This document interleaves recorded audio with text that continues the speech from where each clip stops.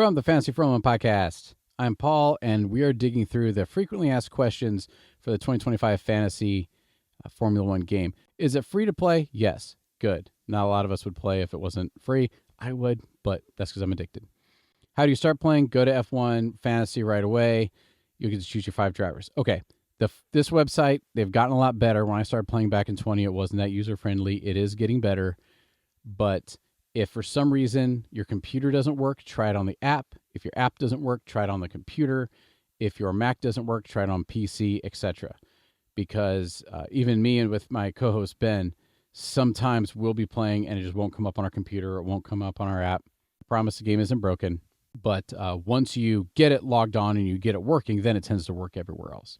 But there's a little support button you can click if you have questions.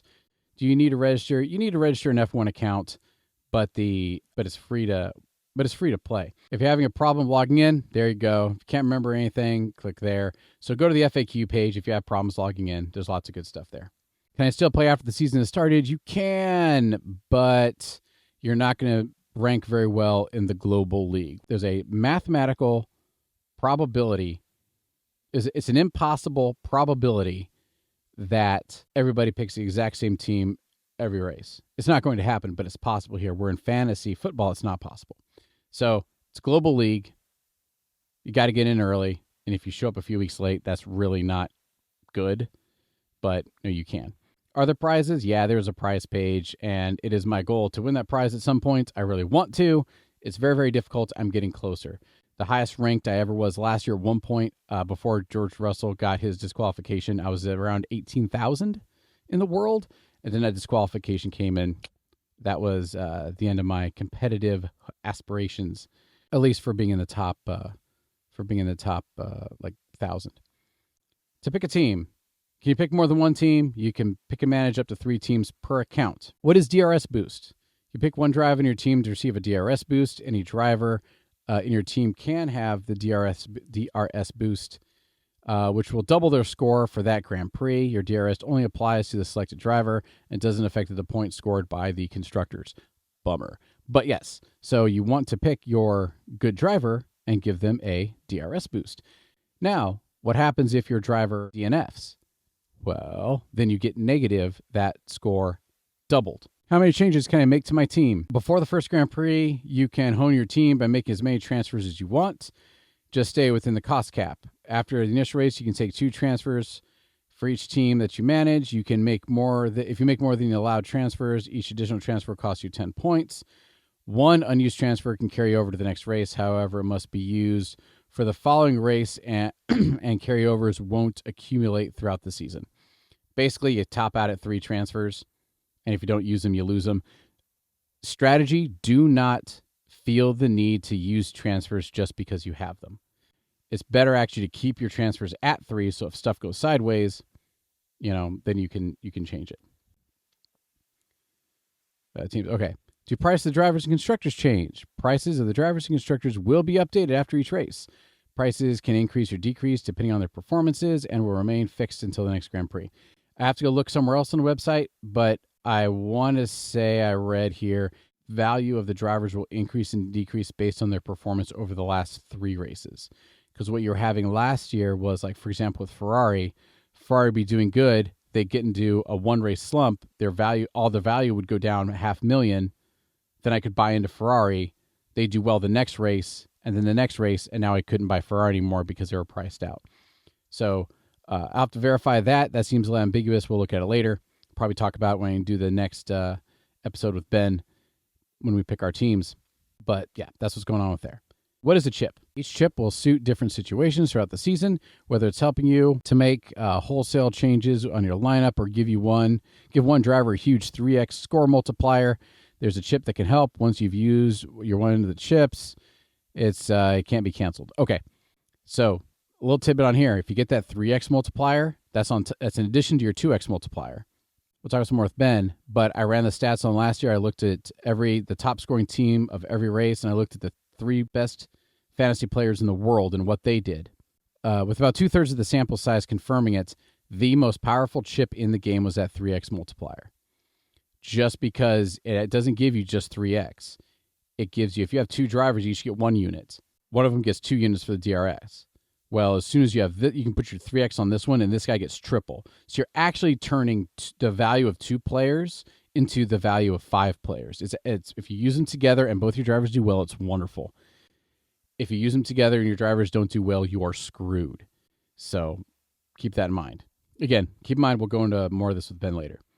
When can I use the chips? The 6 chips are available in total, and you can choose from 3 of these straight away. They're the autopilot, the extra DRS boost, and the no negative.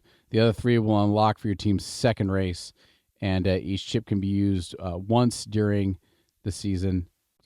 Use once during the racing season. You can only use it once per race, so choose carefully. Fair enough. Autopilot. Autopilot will change the DRS boost, so the 2x DRS boost selection, and give it to the highest scoring driver on your team if it turns out to be different than your original choice. So this is good if the example is if there's 2 guys, if you have 2 drivers on your team that are both doing really, really, really well, and you're not sure who's going to do great, then you can go ahead and use that that autopilot. And there's not necessarily a bad time to use it. Most of these chips, the rule is use them later in the year. What is the extra DRS chip? We already kind of went into it, but gives you a 3x multiplier in addition to your 2x multiplier. What is no negative? This is huge. Use this on rainy days, right? Think of going to strategy this weekend, use a no negative. If any of your team members score a negative, it will limit your loss to 0 points for that driver or constructor. New for this year, no negative is applied per scoring category, not just overall total for the driver or constructor. Nice.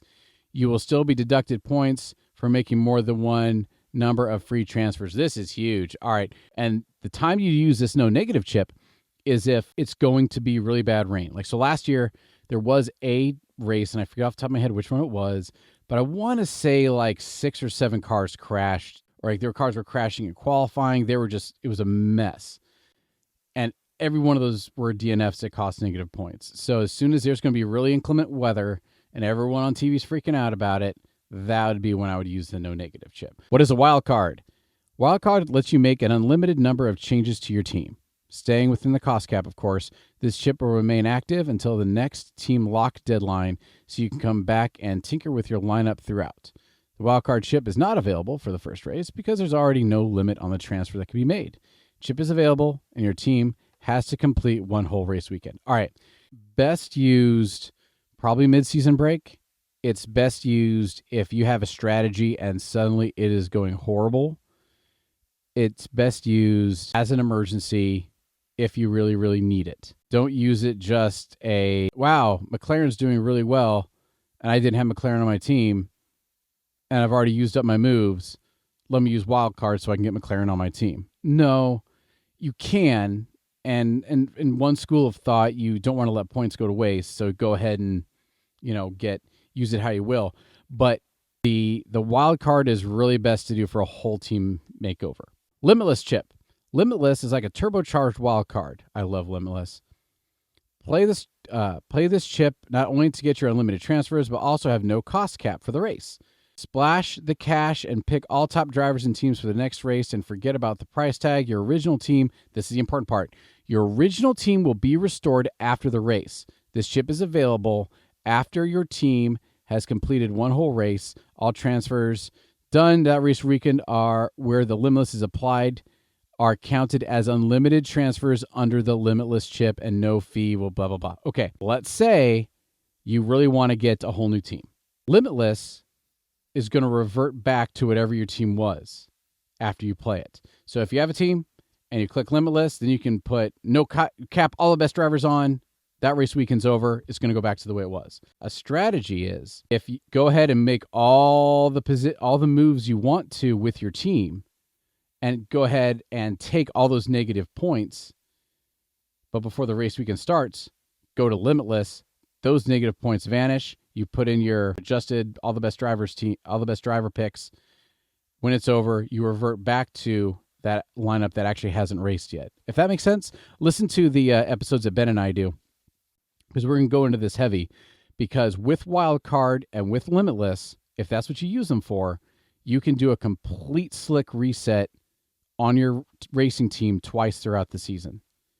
And I used this technique last year when Ferrari wasn't doing so well. They had a bad race, and I knew that next race, if they did well at all, they were going to be priced out, and I wasn't going to be able to have them.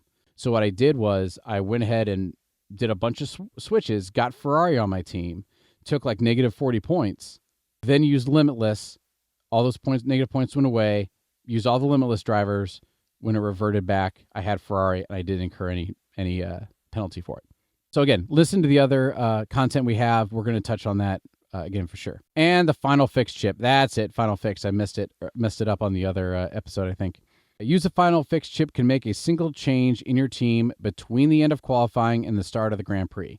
You will not incur a penalty if you've already used all of your free transfers, and you will keep the points already earned by the driver you remove from your team and only score points for the incoming driver. The chip is available after the team has completed one whole race weekend. You cannot change a DRS boost application when using your Final Fix. That's important to know. And if the driver you remove has DRS applied, the incoming driver will receive 2x score for the rest of the session. Original team selection will be restored following the race. Only use Final Fix. I really wouldn't use Final Fix for DRS. If you really wanted to, fine.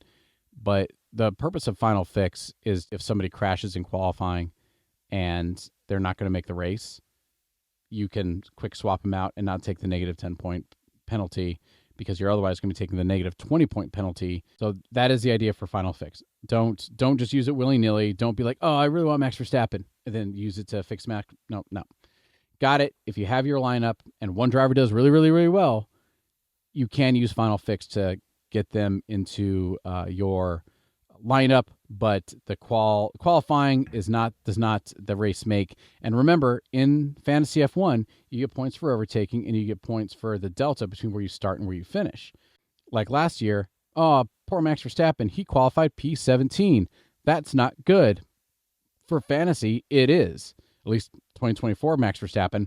You want Max Verstappen to qualify P17 because that means when he wins, he's going to get you 17 points for that delta, 17 points at least for overtaking, and that's a whole lot of points.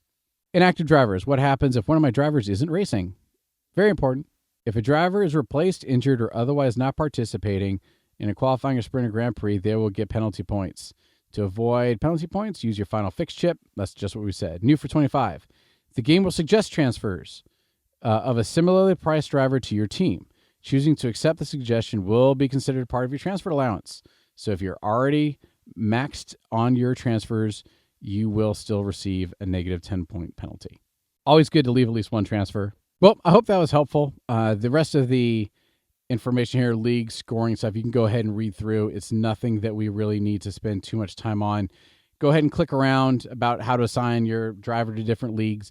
The takeaway, I guess I should say, the takeaway from this is that you have your teams, and that team can go into different leagues and see how you compare to your friends on a non-global scale.